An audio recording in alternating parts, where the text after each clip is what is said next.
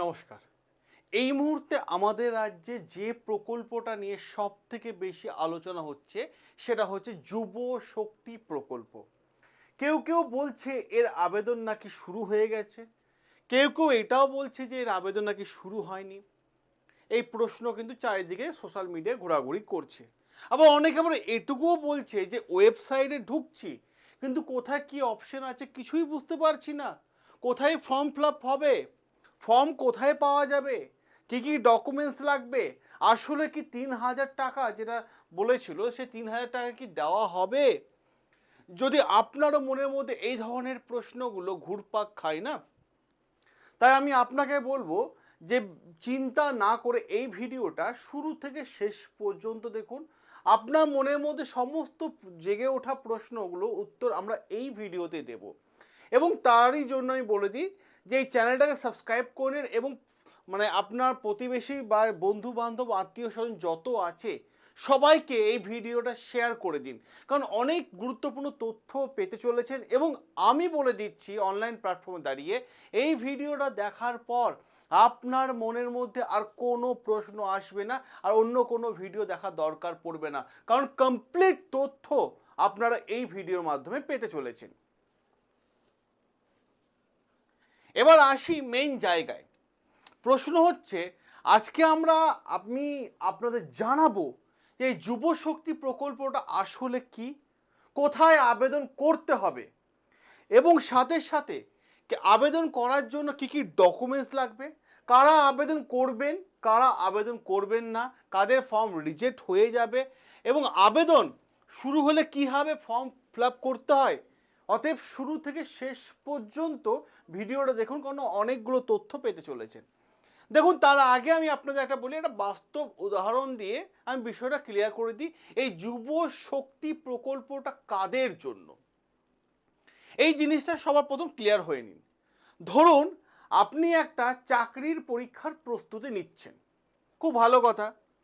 সেটা পিএসসি হতে পারে, রেল হতে পারে, এসএসসি হতে পারে, যা খুশি হতে পারে, সরকারি চাকরি পরীক্ষার প্রস্তুতি নিচ্ছেন।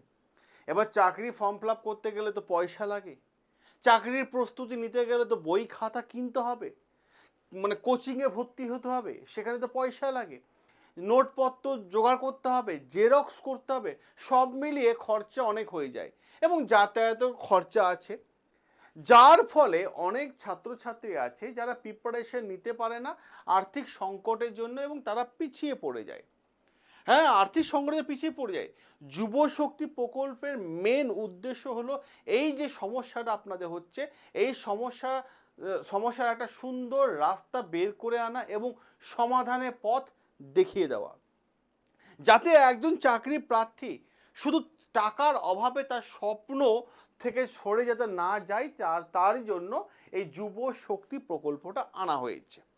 এবং চলুন পুরো বিষয়টা দেখে নিই। আমি সবার প্রথমে আমি আপনাদের সামনে আলোচনা করে নিই যে এই যুব শক্তি নিয়ে বর্তমানে কি পরিস্থিতির মধ্যে দাঁড়িয়ে আছে। এটাই সব থেকে আলোচনা বিষয়। সেটা হলো এর অনলাইন আবেদন। বর্তমানে একটা ওয়েবসাইটকে কেন্দ্র করে ব্যাপক আলোচনা চলছে, যেটা আপনারা দেখতে পাচ্ছেন পেছনে। সেই ওয়েবসাইটে দেখা যাচ্ছে পরিষ্কারভাবে, এখানে ওয়েবসাইট লেখা আছে government of West Bengal. Government of West Bengal লেখা আছে। এখানে দেখুন বাংলা যুব শক্তি বলে উল্লেখ করে দেওয়া আছে। Department of youth service and sports government of West Bengal, এবং অফিসিয়াল লগ ইন করতে বলছে। এবং সাথে সাথে কি বলছে, অ্যাপ্লিকেশন সাবমিশন, সাথে সাথে অ্যাপ্লিকেশন স্ট্যাটাস কি আপডেট রইল, সাথে সাথে পাবলিক নোটিশ এবং ডিপার্টমেন্টের রিপোর্ট। ঠিক আছে, এইগুলো দেওয়া আছে, অনেকে দেখতে পাচ্ছেন আপনারা ওয়েবসাইটে। এবার তথ্য আমি আপনাদের সামনে দিয়ে দিই, কিন্তু এখানে একটা প্রশ্ন বারবার উঠে আসছে, আবেদন কি সত্যি শুরু হয়ে গেছে? তাহলে এর উত্তর কি হবে? এর উত্তর হলো এখনো পুরোপুরি কার্যকরভাবে আবেদন শুরু হয়নি। ওয়েবসাইটের এখন কাজ চলছে। কারণটা কি? কারণ সবাই তো একসাথে আবেদন করতে যাবে, তার ফলে ওয়েবসাইট ক্র্যাশ হয়ে যাওয়ার সম্ভাবনা আছে। তাই ওয়েবসাইটটা মেনটেনেন্সের কাজ এখনো পর্যন্ত চলছে। দ্রুত আবেদন শুরু হওয়ার সম্ভাবনা প্রবল রয়েছে। ওয়েবসাইটে আপনারা দেখতে পাচ্ছেন এখানে অফিসিয়াল লগ ইন পর্যন্ত অপশন দিয়ে দিয়েছে। অ্যাপ্লিকেশন সাবমিট করতে বলছে, সে অপশনও দিয়ে দিয়েছে। অ্যাপ্লিকেশন স্ট্যাটাসে অপশন দিয়ে দিয়েছে যে আপনার অ্যাপ্লিকেশন রিজেক্ট হলো না থাকলো, তারও দিয়ে দিয়েছে। এছাড়াও আরও একটা গুরুত্বপূর্ণ বিষয় দিয়েছে, হেল্প ডেস্কের নাম্বারও দিয়ে দিচ্ছে। এই দেখুন, এই দেখতে পাচ্ছেন নাম্বার, কোনো অসুবিধা হলে এই নাম্বারে ফোন করবেন বা মেল করে দেবেন, সেটাও কিন্তু এখানে উল্লেখ করে দেওয়া আছে। এই দেখুন নাম্বার উঠে যাচ্ছে, ঠিক আছে। হেল্প ডেস্কের নাম্বারও কিন্তু ওয়েবসাইটে দিয়ে দেওয়া হয়েছে। এবার প্রশ্ন হচ্ছে বেশ কয়েকটা জায়গায়, যেগুলো আমি আপনাদের সামনে আলোচনা করব। গুরুত্বপূর্ণ বিষয় কি দেখুন, অফিসিয়াল লগ ইন এই যে অপশনটা আছে না এখানে, এখানে ক্লিক করলে কি দেখা যাচ্ছে দেখুন, আমি ক্লিক করছি, ক্লিক করলেই দেখা যাচ্ছে এখানে আপনার রেজিস্ট্রেশন, আপনি যে রেজিস্ট্রেশন করেছেন তার মোবাইল নাম্বার, এখানে একটা ক্যাপচার দিয়েছে, এই যে 71 আর 1 73 আর 1 যোগ করলে কত সেটা দিয়েছে, এবং এন্টার 6 ডিজিট সিক্রেট পিন, এইখানেই সমস্যাটা হচ্ছে। এবার প্রশ্ন হলো এই সিক্রেট পিনটা কোথা থেকে পাবেন, তাই তো? উত্তরটা আমি বলে দিই। বর্তমানে আবেদন প্রক্রিয়া সম্পূর্ণরূপে চালু না হওয়ায় সিক্রেট পিন এই সিস্টেমটা এখনো অ্যাক্টিভ হয়নি, তাই এইটাকে নিয়ে বিভ্রান্ত হওয়ার কোনো দরকার নেই, কোনো দরকার নেই বিভ্রান্ত হওয়ার, চিন্তা হওয়ার কোনো দরকার নেই। এখনো পর্যন্ত প্রক্রিয়া চালু হয়নি। যুব শক্তিতে কত টাকা পাওয়া যাবে, এটা আসি মেইন জায়গা, কত টাকা পাওয়া যাবে। প্রতি মাসে 3,000 টাকা দেওয়া হতে পারে। এর আগে যে যুব সাথী প্রকল্প ছিল, মানে আগের সরকারের সময় যে যুব সাথী প্রকল্প ছিল, সেখানে কত টাকা দেওয়া হতো, সেখানে 1500 টাকা দেওয়া হতো। এখানে তার দ্বিগুণ টাকা, মানে 3,000 টাকা কিন্তু দেওয়া হবে। এবার প্রশ্ন হচ্ছে এই টাকা কেন দেওয়া হবে আপনাকে, যেটা আমি আপনাদের বললাম, পরিষ্কার করে আরও একবার বলে দিই। এই টাকা দেওয়া হচ্ছে চাকরির পরীক্ষা প্রস্তুতির জন্য, ফর্ম ফিল আপের জন্য, বই কেনা, নোটস কেনা, জেরক্স করা, যাতায়াত কোচিংয়ের জন্য, সাথে সাথে আর্থিক চাপ বা টেনশন দূর হওয়ার জন্য। সরকার মূলত, বর্তমানে সরকার মূলত চাইছে তুমি পড়াশোনা চালিয়ে যাও, চাকরির প্রস্তুতি নিয়ে যাও, টাকার অভাবে যেন তোমার স্বপ্ন থেমে না থাকে। এবার প্রশ্ন হচ্ছে কতদিন পর্যন্ত এই মানে টাকা পাওয়া যাবে। অনেকের প্রশ্ন হয় না যে এই টাকাটা, যুবশক্তির টাকাটা 3,000 টাকা করে মাসে, তো এই টাকাটা কতদিন পর্যন্ত পাওয়া যাবে। দেখুন, আগে যেমন যুব সাথী প্রকল্পটা ছিল, সেখানে একটা বয়স মেনশন করে দেওয়া হয়েছিল, কিন্তু এখানেই আলোচনা হচ্ছে চাকরি পাওয়ার আগে পর্যন্ত এই প্রক্রিয়া বা এই স্কিমটা চালু থাকবে। অতএব চিন্তা কোনো কারণ নেই। এখানে একটা গুরুত্বপূর্ণ প্রশ্ন আসে, অনেকে ভাবছেন শুধু সরকারি চাকরি পেলে কি এই যুব শক্তি প্রকল্পটা বন্ধ হয়ে যাবে, অনেকে ভাবছেন তো এটা। দেখুন আমি বলে দিই, সরকারি হোক বা বেসরকারি হোক, আপনি স্থায়ী চাকরি পেলেই ঠিক আছে এই সুবিধা বন্ধ হয়ে যাওয়ার সম্ভাবনা প্রবল রয়েছে। এবার প্রশ্ন হচ্ছে আবেদনকারী কি কি তথ্য যাচাই করবে, এইখানটা গুরুত্বপূর্ণ জায়গা। এই তথ্যগুলোই কিন্তু মারাত্মক ইন্টারেস্টিং। তথ্য জায়গাগুলোতে আমি আপনাদের সামনে চলে আসি। দেখুন তথ্য কি কি যাচাই করবে, আমি সেগুলো আমি আপনাদের দেখিয়ে দিই। দেখুন সবার প্রথমে দেখে নিন কি কি তথ্য লাগবে আপনাদের। আপনাদের দিতে হবে ডিবিটি লিঙ্ক, ডিবিটি লিঙ্ক থাকতে হবে, মানে কি প্যান কার্ড, আধার কার্ডের সাথে mobile number, bank account number attach থাকতে হবে, ঠিক আছে, এইটা থাকতে হবে। সাথে সাথে আধার ভেরিফিকেশন পারফেক্ট থাকতে হবে, ব্যাংক ভেরিফিকেশন থাকতে হবে, এবং কেওয়াইসি ঠিক আছে কমপ্লিট প্রসেস থাকতে হবে। কারণটা কেন, কারণ সরকার আপনাকে হাতে টাকা দেবে না, সরকার আপনাকে হাতে টাকা দেবে না, আপনার টাকাটা ব্যাংকের অ্যাকাউন্টের মাধ্যমে ভরে দেবে। এবার ডিবিটি লিঙ্ক কেন গুরুত্বপূর্ণ, কারণ আমি যেটা বললাম সরকার টাকা দেবে না হাতে, আপনার মানে অ্যাকাউন্ট নাম্বারে চলে আসতে হবে। এবং মাথায় রাখার চেষ্টা করবেন ডিবিটি লিঙ্ক না থাকলে কি হবে, যিনি আবেদনকারী আছেন আবেদন করলে গ্রহণ নাও হতে পারে। আগে ডিবিটি স্ট্যাটাস চেক করে রাখুন, ব্যাংকে গিয়ে ডিবিটি স্ট্যাটাস একবার চেক করে নিন, তাহলে ক্লিয়ার হয়ে যাবে। এবার প্রশ্ন হচ্ছে কারা আবেদন করবেন, কারা আবেদন করতে পারবে, এখানে গুরুত্বপূর্ণ জায়গা। এক, বয়স, বয়সের ক্ষেত্রে গুরুত্বপূর্ণ। যদি আপনার বয়স আমরা দেখি 21 থেকে 40 বছর বয়সের মধ্যে হয়, তবে ভবিষ্যতে এজ সীমা যেহেতু চাকরি পরীক্ষা বয়স বাড়িয়ে দিয়েছে, 45 হয়ে গেছে এবং আলোচনা মহলও চলছে, তাহলে এতদিন পর্যন্ত কিন্তু দেওয়া যেতে পারে, এই নিয়ে আলোচনা চলছে। অনেকেই প্রশ্ন করছে 45 বছর কেন হতে পারে, কারণ যেহেতু সরকার 5 বছর বয়স বাড়িয়েছে, অতএব পুরো আবেদন যখন শুরু হয়ে যাবে বিজ্ঞপ্তি আসবে, জানানো হয়ে যাবে। আমি আপডেট দিয়ে দেবো। শিক্ষাগত যোগ্যতা লাগবে এই যুব শক্তি ফর্ম ফিল আপ করতে গেলে। কি লাগবে? ন্যূনতম মাধ্যমিক পাস।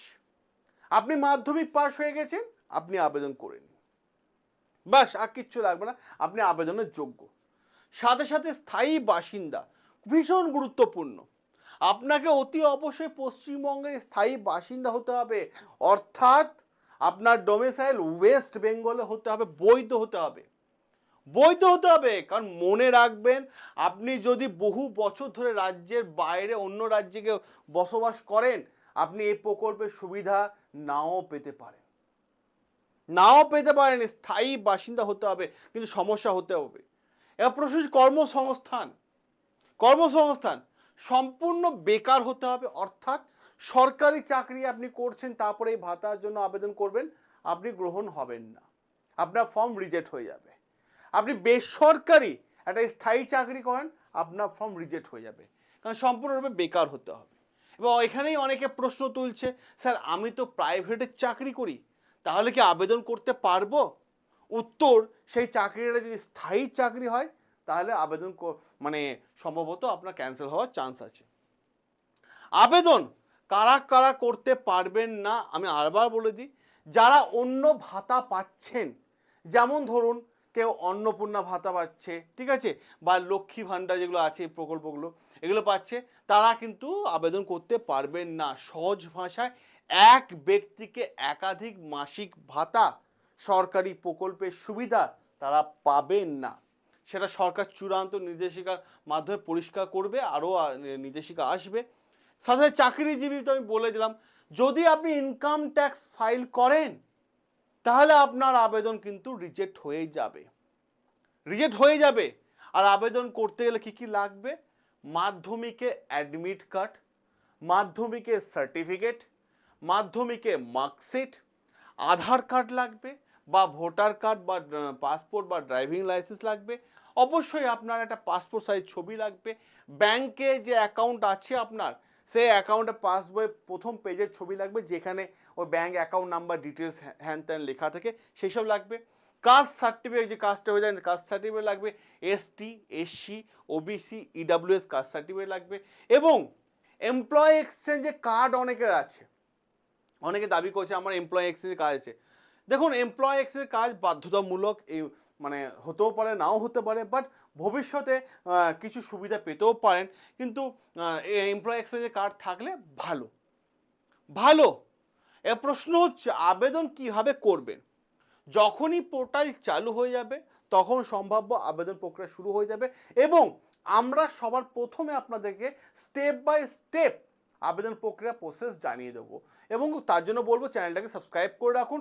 এবং সাথে সাথে আবেদন করার জন্য মোবাইল ভেরিফিকেশন লাগবে, একটা বৈধ ফোন নাম্বার লাগবে, বৈধ মেল আইডি লাগবে। সে দ্বিতীয় স্টেপে আছে আপনার নাম, ডেট অফ বার্থ, ঠিকানা, তারপরে শিক্ষাগত যোগ্যতা, ঠিক আছে, এসব সমস্ত ডিটেলস লাগবে। তারপর ডকুমেন্ট ভেরিফিকেশন আছে, আধার কার্ড, মার্কশিট, ফটো, পাসপোর্ট, মানে পাসবুক, ব্যাংকের পাসবুক থাকবে। অ্যাপ্লিকেশন সাবমিট করে দেবেন, তারপর অ্যাপ্লিকেশন চেক করে নেবেন, ভেরিফিকেশন হয়ে যাবে। এবার ভেরিফিকেশন প্রসেস আবেদন করার পর বিডিও অফিস বা এসডিও অফিস অথবা অন্য কোনো প্রশাসনিক দপ্তর থেকেও ভেরিফিকেশন হতে পারে। এইটুকু তথ্য আমি আপনাদের দিয়ে দিলাম। তো এরপর আশা করছি আপনাদের মনের মধ্যে আর কোনো প্রশ্ন থাকবে না। পুরো সিস্টেমটা অনলাইন হয়ে যদি হয়ে যায় তাহলে তো কোনো অসুবিধা নেই, পুরো বিষয়টা অনলাইনের মাধ্যমে হয়ে যাবে। এবার প্রশ্ন হচ্ছে, যদি আপনাদের মনের মধ্যে আরও কোনো প্রশ্ন জেগে থাকে তাহলে অতি অবশ্যই কমেন্ট বক্সে কমেন্ট করবেন, আমি আপনাদের প্রশ্ন নিয়ে ভিডিও করে দেবো। আর আমি একটাই রিকোয়েস্ট করব, এই ভিডিওটা প্রচুর পরিমাণে শেয়ার করুন, ফেসবুক, হোয়াটসঅ্যাপ থেকে শুরু করে যে যেখানে যে শেয়ার করুন, মানুষকে সঠিক তথ্য প্রদান করুন।